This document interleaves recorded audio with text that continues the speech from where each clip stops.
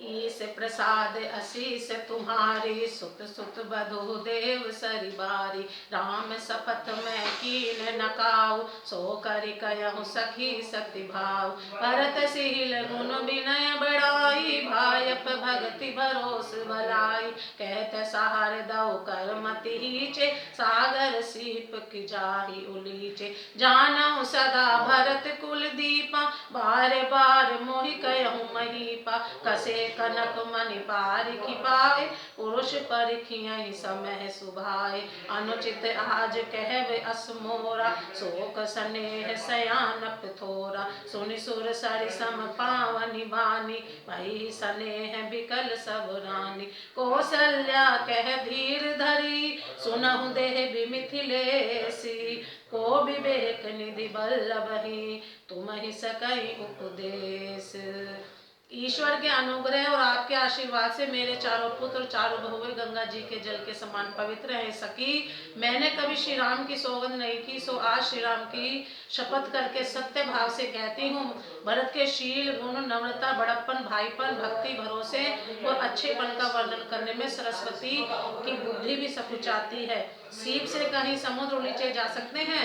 मैं भरत को सदा कुल का दीपक जानती हूँ। महाराज ने बार बार मुझे कहा था, सोना कसौटी पर कसे जाने पर और रत्न पार की जोहरी के मिलने पर ही पहचाना जाता है, वैसे ही पुरुष की परीक्षा समय पड़ने पर उसके स्वभाव से ही उसका चरित्र देखकर हो जाती है। किंतु आज मेरा ऐसा कहना भी अनुचित है। शोक और स्नेह में सयानापन विवेक कम हो जाता है। लोग कहें कि मैं स्नेहवश भरत की बड़ाई कर रही हूँ। कौशल्या जी की गंगा जी के सम्मान पवित्र करने वाली वाणी सुनकर सब रानियां स्नेह के मारे विकल हो उठी। कौशल्या जी ने फिर धीरज धरकर कहा, हे देवी मिथिलेश्वरी सुनिए, ज्ञान के भंडार श्री जनक जी की प्रिया आपको कौन उपदेश दे सकता है। रानी राय सन अवसर पाई, अपनी भांति कहब समझाई। रखियहि लखन भरत गवनई बन, जो यह मत माने नहीं। जो मन जतन करब सुविचारी, मोरे सोच भरत कर भारी। गूढ़ स्नेह भरत मन माही, रहे निहित मोहि लागत नाही। लकी सुभाव सुन सरल सुवानी, सब भई मगन करुण रस रानी। तब प्रसून झरि धान्य धान्य धुनि, शीतल स्नेह सिद्ध जोगी। सब रनिवास बिसकि लखि रहूँ, तब धरि धीर सुमित्रा कहूँ। देवी दंड जुग जामिनी बीती, राम मात सुनि उठी सप्रीति। बेगी पाऊ धारिय थलहि, कह स्नेह सति भाय। हमरे तो अब ईस गति, के मिथिलेश सहाय। हे रानी, मौका पाकर आप राजा को अपनी ओर से जहाँ तक हो सके समझ कर कहिएगा कि लक्ष्मण को घर रख लिया जाए और भरत को बन जाए। यदि यह राय राजा के मन में ठीक जच जाए तो भली भांति खूब विचार कर ऐसा यत्न करे। मुझे भरत का अति अधिक सोच है। भरत के मन में गूढ़ प्रेम है। उनके घर रहने में मुझे भलाई जान नहीं पड़ती। यह डर लगता है कि उनके प्राणों को कोई भय न हो जाए। कौशल्या जी का स्वभाव देखकर, उनकी सरल और उत्तम वाणी को सुनकर सब रानियां करुण रस में निमग्न हो गई। आकाश से पुष्प वर्षा की झड़ी लग गई और धन्य धन्य की ध्वनि होने लगी। सिद्ध योगी और मुनि स्नेह से शिथिल हो गए। सारा रनिवास देखकर थकित रह गए, स्तब्ध हो गया। तब सुमित्रा जी ने धीरज धर के कहा कि हे देवी, 2 घड़ी रात बीत गई है। यह सुनकर श्री राम जी की माता कौशल्या जी प्रेम पूर्वक उठी और प्रेम से ही सद्भाव से बोली, अब आप शीघ्र डेरे को पधारिए। हमारे तो अब ईश्वर ही गति है अथवा मिथिलेश्वर जनक जी सहायक हैं। लखी स्नेह सुनि बचन विनीता, जनक प्रिया गह पाय पुनीता।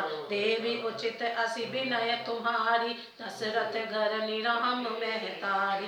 प्रभु अपने नीचहु आदरहि, अगनि धूम गिर सिर तिनु धरहि। सेवक राहु करम मन बानी, सदा सहाय महेश भवानी। रौरे अंग जोग जग को है, दीप सहाय की दिन कर सो है। राम जाई बन करि सुर काजू, अचल अवधपुर करि हरि राजू।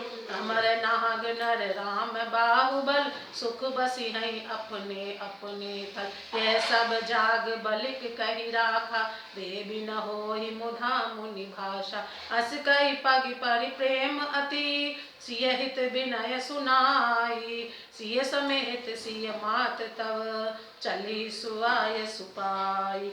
कौशल्या जी के प्रेम को देखकर, उनके विनम्र वचनों को सुनकर जनक जी की प्रिय पत्नी ने उनके पवित्र चरण पकड़ लिए और कहा, हे देवी, आप राजा दशरथ की रानी और श्री राम जी की माता हैं, आपकी ऐसी नम्रता उचित ही है। प्रभु अपने नीच जनों का भी आदर करते हैं, अग्नि धुएं को और पर्वत तृण घास को अपने सिर पर धारण करते हैं। हमारे राजा तो कर्म वन और वाणी से आपके सेवक हैं, और सदा सहायक तो श्री महादेव पार्वती जी हैं। आपका सहायक होने योग्य जगत में कौन है? दीपक सूर्य की सराहना करने जाकर कहीं शोभा पा सकता है? श्री रामचंद्र जी वन में जाकर देवताओं का कार्य करके अवधपुरी में अचल राज्य करेंगे। देवता, नाग और मनुष्य सब श्री रामचंद्र जी की भुजाओं के बल पर अपने अपने स्थान और लोकों में सुखपूर्वक बसेंगे। यह सब याज्ञवल्क्य मुनि ने पहले ही से कह रखा है। हे देवी, मुनि का कथन व्यर्थ झूठा नहीं हो सकता। ऐसा कहकर बड़े प्रेम से पैरों पड़कर सीता जी को साथ भेजने के लिए विनती करके और सुंदर आज्ञा पाकर तब सीता जी समेत सीता जी की माता डेरे को चली।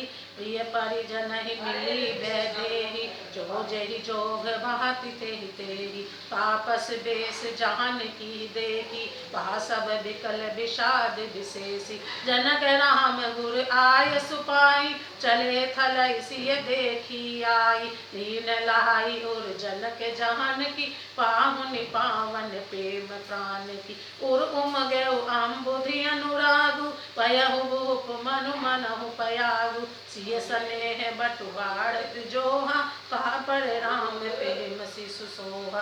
चिरजीवी मुनि ज्ञान विकल जन, उड़त लयहु बहल अवलंबन। मोह मगन मति नहीं विदेखी, महिमा सिय रघुवर सने की। सिय पितु मात स्नेह बस, विकल न सकी संभारी। धरनी सुता धीरज धरहु, समय सुधर्म विचारी। जानकी जी अपने प्यारे कुटुंबियों से जो जिस योग्य था उससे उसी प्रकार मिली। जानकी जी को तपस्विनी के वेश में देखकर सभी शोक से अत्यंत व्याकुल हो गए। जनक जी श्री राम जी के गुरु वशिष्ठ जी की आज्ञा पाकर डेरे को चले और आकर उन्होंने सीता जी को देखा। जनक जी ने अपने पवित्र प्रेम और प्राणों की पाहुनी जानकी जी को हृदय से लगा लिया। उनके हृदय में वात्सल्य प्रेम का समुद्र उमड़ पड़ा। राजा का मन मानो प्रयाग हो गया। उस समुद्र के अंदर उन्होंने आदि शक्ति सीता जी के अलौकिक स्नेह रूपी अक्षय वट को बढ़ते हुए देखा। उस सीता जी के प्रेम रूपी वट पर श्री राम जी का प्रेम रूपी बालक बाल रूपधारी भगवान सुशोभित हो रहा है। जनक जी का ज्ञान रूपी चिरंजीव मार्कंडेय मुनि व्याकुल होकर डूबते डूबते मानो इस श्री राम प्रेम रूपी बालक का सहारा पाकर बच गया। वस्तुतः ज्ञान शिरोमणि विधेय राज की बुद्धि मोह में मग्न नहीं है। यह तो श्री सीताराम जी के प्रेम की महिमा है, जिसने उन जैसे महान ज्ञानी के ज्ञान को भी विकल कर दिया। पिता माता के प्रेम के मारे सीता जी ऐसी विकल हो गई कि अपने को संभाल न सकी, परंतु परम धैर्यवती पृथ्वी की कन्या सीता जी ने समय और सुंदर धन का विचार कर धैर्य धारण किया। दिन से बोलो जय श्री राम।